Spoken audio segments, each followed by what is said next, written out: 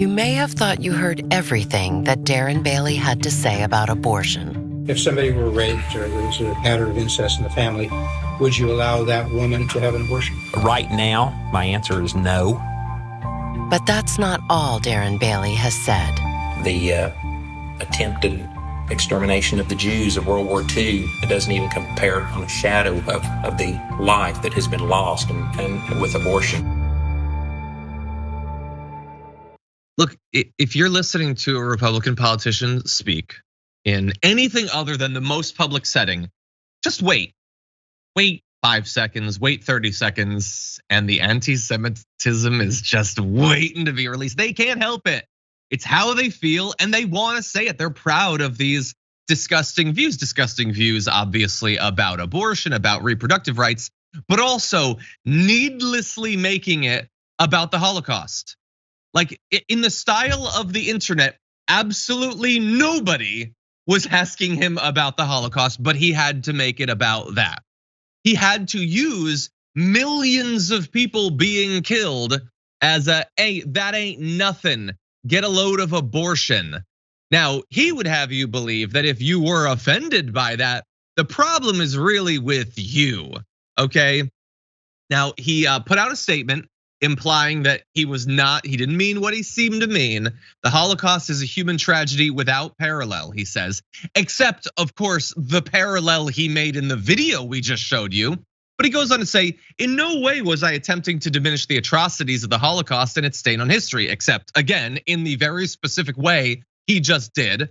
I meant to emphasize the tragedy of millions of babies being lost. I support and have met with many people in the Jewish community in Illinois and look forward to continuing to work with them to make Illinois a safer and more affordable place for everyone. Well, here's the thing. That thing that he just said about, I've met with many people in the community I just offended, is often thrown out there as a, hey, don't worry. I'm not a bad guy. Look at me. I've spent time with this group.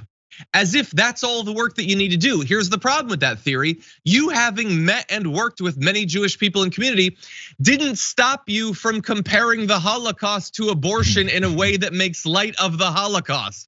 Apparently, you needed to meet with a couple more people in Illinois. You needed to work with them for a little bit longer because it didn't accomplish the goal that you would have us believe it was going to.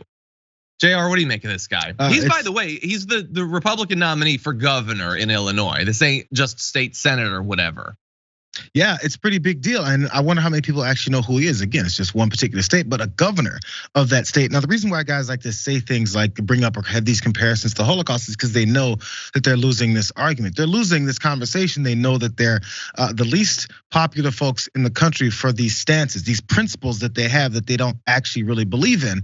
Because, when push comes to shove, or when it comes to something that they need or something that they would like to advocate for, or that maybe makes their lives better, or maybe their mistress on the side, or their wife who's got a pregnancy that is going to kill her, or the baby isn't really going to survive.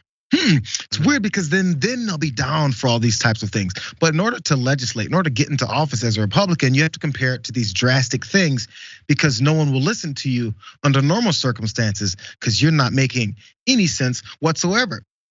And by the way, there's one other part about this because he talked about how he's pushing back on the criticism for him making that comparison because he's been around Jewish folks and he's worked with Jewish folks.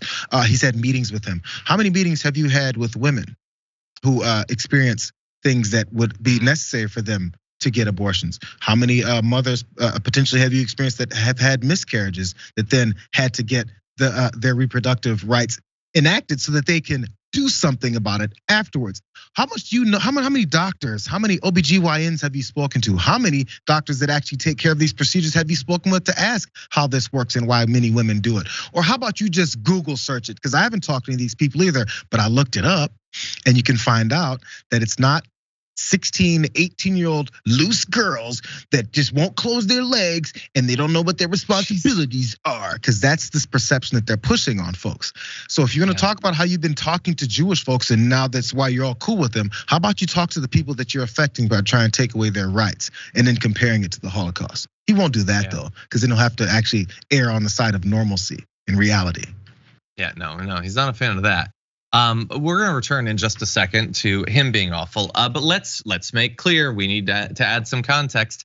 he's not the only person in this who is awful. Now he won, the primary fight. There was a more moderate Republican running against him. Do you know who the Dems, for some reason, ran ads to support? That guy, Darren Bailey. They tried to get him to be the nominee, the guy who has some interesting thoughts about the Holocaust, the guy who, by the way, told people 2 hours after the Highland Park shooting to move on.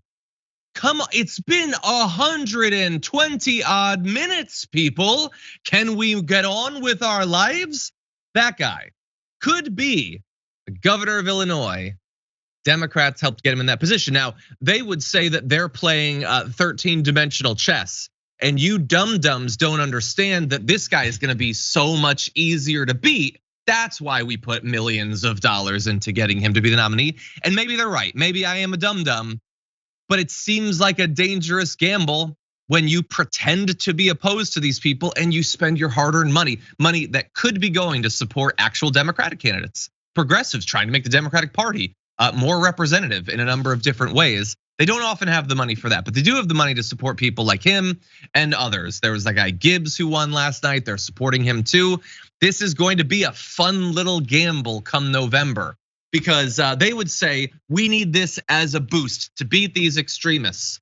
Okay, take a look at the way that they've governed, how little they've done to change the conditions on the ground for the campaign. Do you think that they're gonna take it seriously in the next few months? Maybe, that's another fun gamble, but maybe not. Maybe they will accomplish literally nothing, and maybe they will give Darren Bailey the best chance possible of getting elected. That's my fear. Anyway. Back to more, we talk about how Republicans don't have much of policy or principles or agenda to sell to the American people outside of these random culture wars that they've been pushing over and over and over and over again. But also to highlight how much Democrats also don't want to talk about what they would do for the American people. They'll mention it every once in a while and say, yeah, we'll do that. But what you guys really need to know is look how crazy our opponents are. They're already showing us, bro.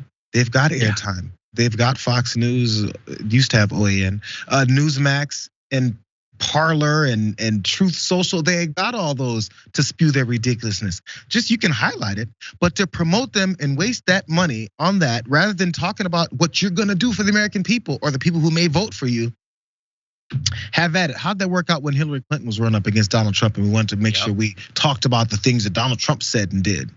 Yeah. How'd that work out? That was a fun gamble. Oh wait, we went bust. Yeah, so fun. Just move on, everyone. Move on. So we made the Holocaust thing. Just move on. That's how you seriously address people's concerns about the terrible things you say. I don't understand these people, and yet they become the nominee. Me and JR, all we've literally done with our life is like, I don't know, try to nudge the country in a slightly better direction. We would have no chance. That guy is a swamp monster. In the metaphoric and literal sense, and he's the nominee. He's gonna raise millions and millions of dollars. For more political news breakdowns, interviews, stories of activism, and me trying my hardest to care about the occasional big celebrity news story, subscribe to our YouTube channel at youtube.com/The Damage Report. And you can ring the bell wherever it is so you don't miss anything.